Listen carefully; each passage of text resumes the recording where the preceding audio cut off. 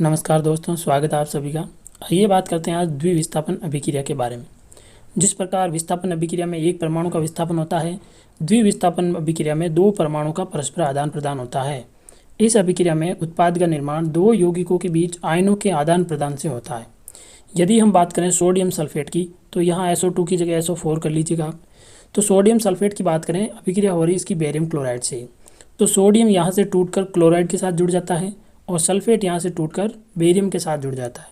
उत्पाद के रूप में हमें प्राप्त होता है बेरियम सल्फेट और सोडियम क्लोराइड।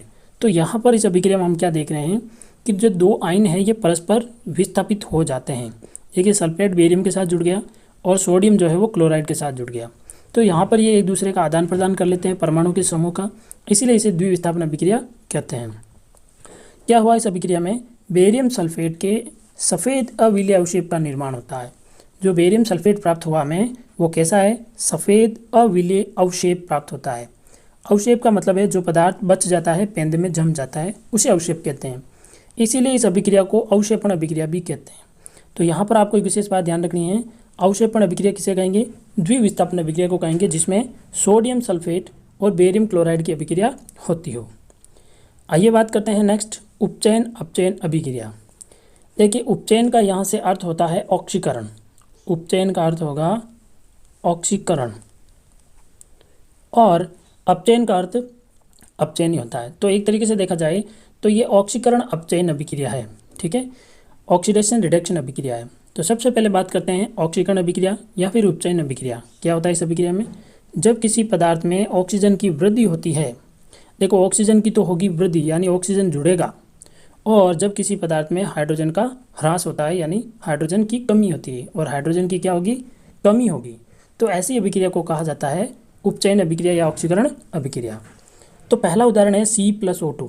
तो यहाँ पर उत्पाद के रूप में बन रहा है CO2। तो यहाँ देखिए हम क्या देख रहे हैं कि कार्बन में ऑक्सीजन जुड़ रही है, और जिस अभिक्रिया में ऑक्सीजन जुड़ जाती है उसे कहा जाता है उपचयन अभिक्रिया या ऑक्सीकरण अभिक्रिया।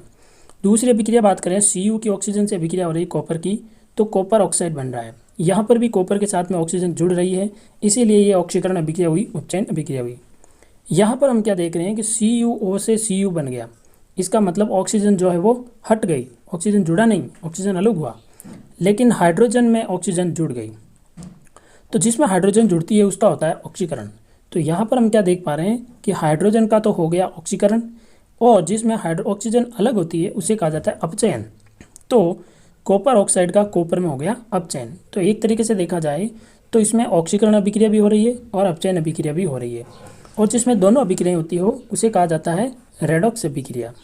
आइए बात करते हैं अगली अभिक्रिया के बारे में।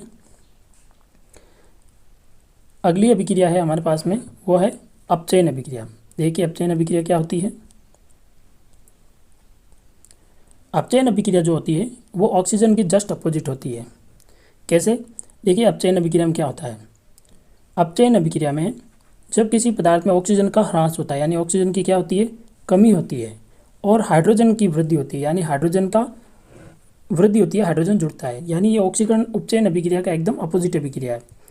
तो इसका उदाहरण ये रहा। देखिए, अभी ये अभिक्रिया हमने पढ़ी थी कि CuO से Cu बनता है, तो यहाँ पर अपचयन हुआ है। क्यों, क्योंकि ऑक्सीजन की कमी हुई है, और हाइड्रोजन से जल का निर्माण हुआ यानी ऑक्सीजन जुड़ गया। तो ऑक्सीजन जहाँ जुड़ता है उसे उपचयन अभिक्रिया, ऑक्सीकरण अभिक्रिया कहते हैं।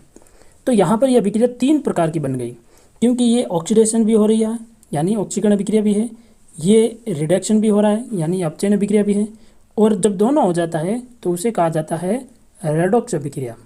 तो ये रेडॉक्स अभिक्रिया भी है।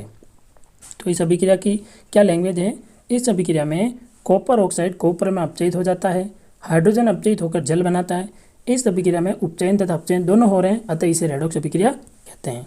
ये परिभाषा थोड़ी ध्यान रखना कि जिस अभिक्रिया में अपचयन और उपचयन दोनों होते हो उसे रेडॉक्स अभिक्रिया कहते हैं। नेक्स्ट टॉपिक है हमारा संक्षारण। देखिए, संक्षारण क्या होता है। संक्षारण का अर्थ है जब कोई धातु ऑक्सीजन, आर्द्रता, जल आदि अम्ल से क्रिया करती है जिससे धातु की ऊपरी परत कमजोर हो जाती है, इसे संक्षारण की अभिक्रिया कहते हैं।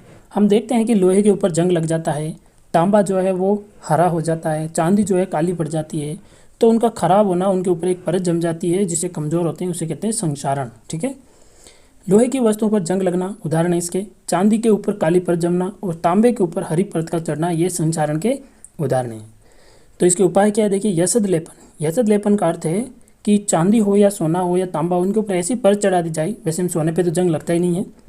यशद लेपन का अर्थ है कि इन पदार्थों पर ऐसी परत चढ़ा दी जाए जिससे ये पानी और जल ऑक्सीजन के संपर्क में नहीं आए, तो उसको कहते हैं यशद लेपन, यानी लेप चढ़ा देते हैं।